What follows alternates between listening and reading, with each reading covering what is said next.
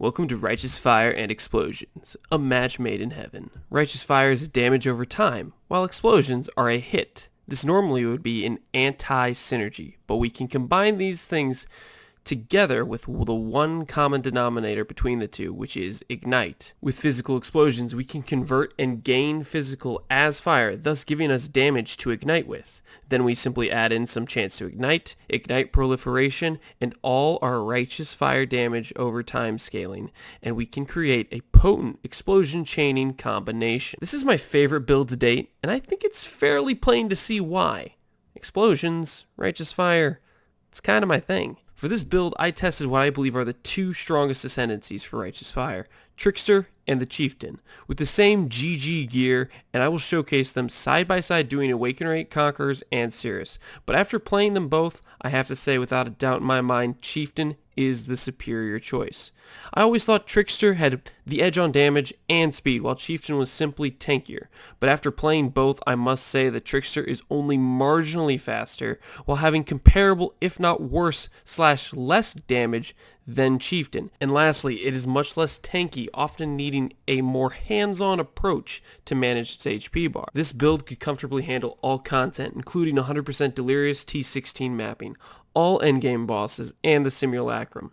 Now I have to level with you.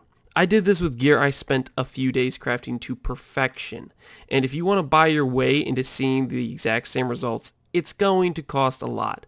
That being said, having crafted all my gear, I know the ins and outs where corners can be cut and how to show you various ranges of upgrades to make throughout your gearing process in terms of budget to min-maxing various gear slots. Because the reality is the difference between min-max gear and just really freaking good gear is multiple exalts between my cost and the cost is going to be you if you follow my crafting advice on how to make this gear yourself in terms of a decent but not completely perfect version of it. This is something I'm going to be covering in a separate video because of how much information is there, and I want to do it justice. Just know I will not be leaving you guys hanging. In a few days I'll be posting a full detailed guide on how to craft GG Righteous Fire gear yourself from scratch. Now I'm going to briefly cover the gear, but fear not, I will be explaining each piece in detail when I go over the how to craft it guide, but for right now we'll just cover it briefly. To start off with the shield, it's all about life, it's all about fire damage, and then some defenses. For the helmet, this is where you set up Righteous Fire. It's all about getting a multi-link setup to get some good damage on your Righteous Fire. It's okay to start out with a 6-link and then eventually upgrading yourself to a 7-link with Essence of Horror. For our Scepter, it's all about fire damage, fire.multi plus the spells. These are all big in boosting up your Righteous Fire damage, as well as getting a trigger socketed spell to give yourself some convenience in proccing things like Wave of Conviction for exposure and Combustion Ignite minus to fire resistances, stuff like that. For the rings, it's all about increased fire damage, it's all about life, it's all about resistances, as you can see here. For our amulet, it's the priority, of course, again, is life, as always with every piece of gear, fire.multi, and plus the levels. Moving on to our gloves, we have gloves with fire.multi, life, and fizz conversion craft. This is very important to get in order to help scale your explosion ignite damage by converting some of the fizz to fire. Now, often people worry about this as being something that will mess up your EE, but fear not. With having Stormbrand and Orb of Storms both on a boss fight, we're hitting them very often with lightning damage. So say you shield charge in and you Wave Conviction and you hit them with fire damage and you're worried it's going to mess up your EE. Don't worry, it's not, because the second you hit them, less than, a few milliseconds later, lightning damage from your Orb of Storms or your Stormbrand is going to hit the boss, thus resetting the EE to them having minus fire resistance. So don't worry. For the boots, we want the increased crit chance. This is very important for keeping elemental overload up, and then on top of that, you want to just get stuff with life, resistances, movement speed. For the belt, it's all about increased life, flat life, and life recovery rate, and then on top of that, if you can get some additional fancy stuff, like attack speed or fire damage, that is a win. Last but certainly not least, it's all about the Explode mod in this build, because Explode mod brings fun, it brings joy, and it brings explosions, and everybody loves explosions. The reality here is, this chest piece, I ended up after the fact realizing I think it could have been better as a 6-link with Frenzy Charge and Explode combined together instead of the Abyssal socket, but Hindsight's 2020, and I'm just going to share that advice with you so you can make a better chess piece than I did. Now briefly, I'm going to go over the links of this build. To start off with, we have Righteous Fire, link to Efficacy, link to Elemental Focus, link to Inspiration. The one upgrade you can make here is get Awakened Elemental Focus, and then it's in a 6-link or 7-link helmet because it has Burning Damage, Conk Effect, and the Essence of Horror damage mod. Next up, we have Faster Attacks, Fortify, Shield Charge. This is your simple, speedy shield charge around the map, have Fortify, and it feels good setup. Next up, in our Scepter, where we have Trigger Socketed Spell, we use Stormbrand to keep up our Elemental Overload, as well as keep up our EE more consistently, along with Wave of Conviction and Combustion Support. What this does is Wave of Conviction will trigger and give the enemy exposure to fire, as well as ignite them. And with Combustion, they will then get minus 19 fire res, thus buffing our Righteous Fire even further. Now, looking at our boot setup, we have a Malevolence, linked to Skitterbots, linked to a level 3 Enlighten. If you're rich, you can get a level 4, and then you won't need to have as many reduced mana reservation passives on the tree. But for us, we aren't rich, or we weren't rich when we bought this Enlighten, or didn't feel rich. I don't know. Either way, it works. Skitterbots is to give them shock. Malevolence is to give us damage over time. Now, looking at our gloves, we have Enduring Cry, Immortal Call, and Herald of Ash. Enduring Cry is something we have on our left click because we have Call of the Brotherhood. It's just always proccing, giving us endurance charges, fizz reduction, feels good, regen. It's amazing. If you don't have this in your Righteous Fire build, you're playing it wrong. Enduring Cry is so good.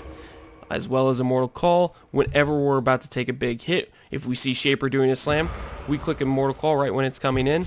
Next thing you know, his slam does no damage because Immortal Call gives insane amount of physical damage reduction along with crazy elemental damage reduction. It's very important to proc this whenever you're in a really spicy and dangerous situation.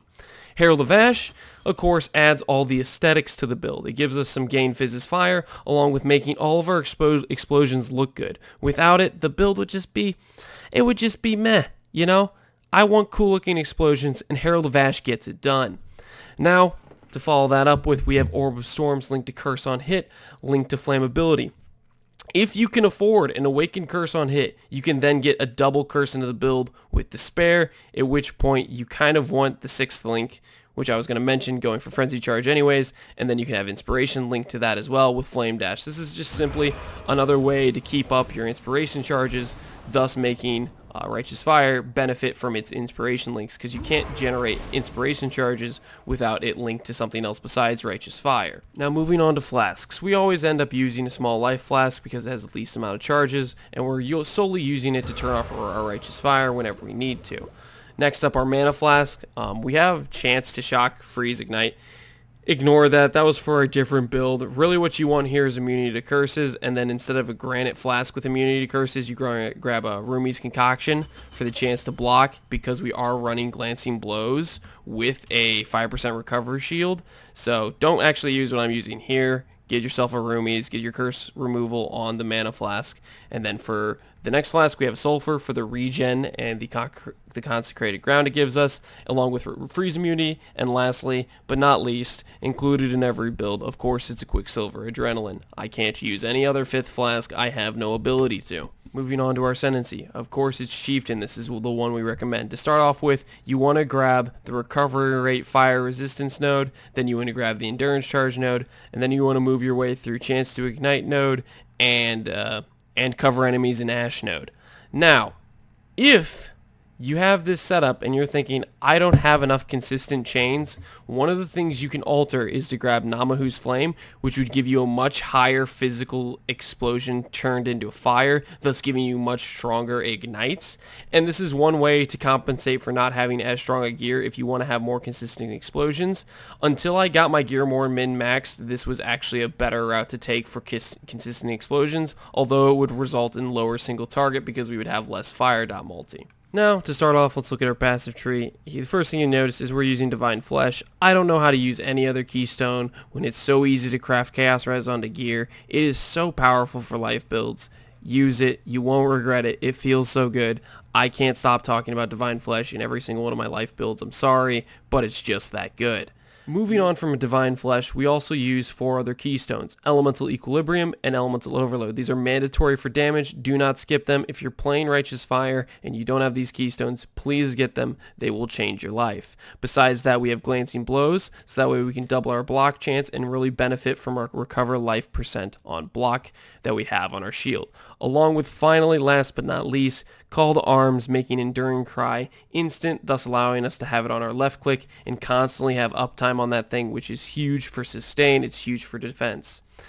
Besides the keystones, we basically are just grabbing life and fire multi on the tree. You'll notice we grabbed 2 cluster setups here, and they're very strong. Now, looking at the cluster jewels, you'll notice a pattern here, which is Burning Bright, because we got it everywhere. It's like Wrapped in Flame last league, but it's Wrapped in Flames, the light version, because it's not as good as Wrapped in Flames, but it's still pretty good, and we use it everywhere. So you'll see we have Burning Bright on all our medium clusters pretty much, along with an additional decent node here and there. First off, I'd recommend at least having 1 Brush with Death. It makes your sustain so much easier when you're running through killing 50 monsters a second. That's like 50% life regen per second. It's huge for sustain. It makes minus max, less recovery maps not so bad, because you're constantly killing monsters and you're constantly getting your life back, along with giving you a lot of dot multi.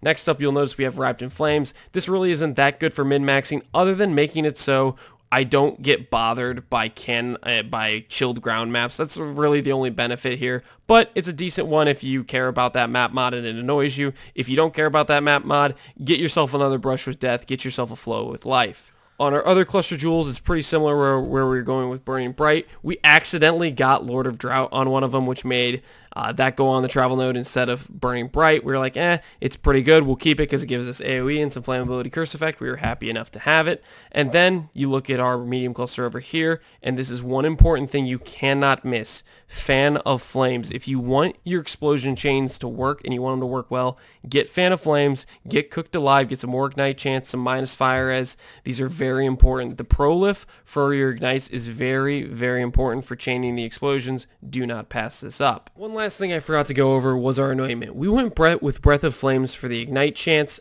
The reality is, I'm not sure I need this for the explosion chains to feel good. One thing I would recommend, and I would highly suggest checking out, is anointing no witnesses. If you want to move fast in a map, this is the way to do it. I think it would be worth anointing this if the explosions chains still feel good without Breath of Flames. It's worth a try if you want to get some more juicy mapping speed. For Pantheon and Bandits, we use Soul of Arcalia and Ryslotha. For the Bandits, we kill all. I forgot to go over the jewels too much in depth, but to start off with, for your Watcher's Eye, there's really a couple options for you. Damage over time multiplier is really good for a little bit extra damage, but we have a ton of damage in the build, and frankly, I would recommend Unaffected by Bleeding. It feels so good to not worry about Corrupted Blood or regular bleeds. It's really defensive, it gives you good survivability, and frankly, it's a lot cheaper than Damage over time multiplier and adds a really unique benefit. So if you're not looking for an expensive option, I think Unaffected by Bleed is great. I think recovery rate is great. But if you really want to go min-max damage, Damage over time multiplier Watcher's Eyes are the way to go, unfortunately. Another jewel we use is Thread of Hope. This is the ring jewel that lets you allocate passives within the ring. We use a large radius in order to get Discipline and Training, along with Amplify, along with the Aura nodes. That being said, I could see a value in using a very large ring and going for Glancing Blows, Retribution, Precision, Sanctity, and then you could drop some of these travel nodes here and just keep these life nodes. It could be a strong route to go. I didn't ever test it, but maybe if you're in testing, you would end up liking it because you get more movement speed, more attack speed, stuff like that. I forgot to mention this, but one Born of Chaos small cluster jewel can go a long way for your overall resistance against damage, and I think it's worth investing into. That being said, besides all those unique jewels and the cluster jewels, there's one last thing I have to go over, and it's the perfect Righteous Fire jewel. It's fire damage, it's life, it's burning damage, it's fire dot multi. You'll notice I have this everywhere in the tree. I have it 1, 2, 3, 4 times. I have the exact same ridiculous jewel. You're thinking, this is very expensive, it's OP. Don't worry, guys. There's a really easy way to craft them, and I will be going over that. Now, I'm sorry if this video seemed really rushed, seemed not as polished as normal. I'm trying to still do a pretty good job with it, but the reality is it is kind of rushed. I'm trying to get it done before I leave tomorrow to go up to a wedding, and frankly, I don't want to keep you guys waiting on some more information about this build. I want to get it out there so that way you guys can enjoy it just like I've been able to enjoy it and appreciate it. So I hope you guys still appreciated the video. I hope it still gave you some valuable information, and then definitely keep your eyes open in the next few days here when I release the video about how to craft each piece of gear and how to do it well and do it cheap versus budget versus min-maxing, all that sort of stuff. I appreciate you guys. It's 2 a.m., it's 3 a.m., it's 4 a.m. I have no idea. I'm tired. I'm going to bed. You have an excellent day, my friends.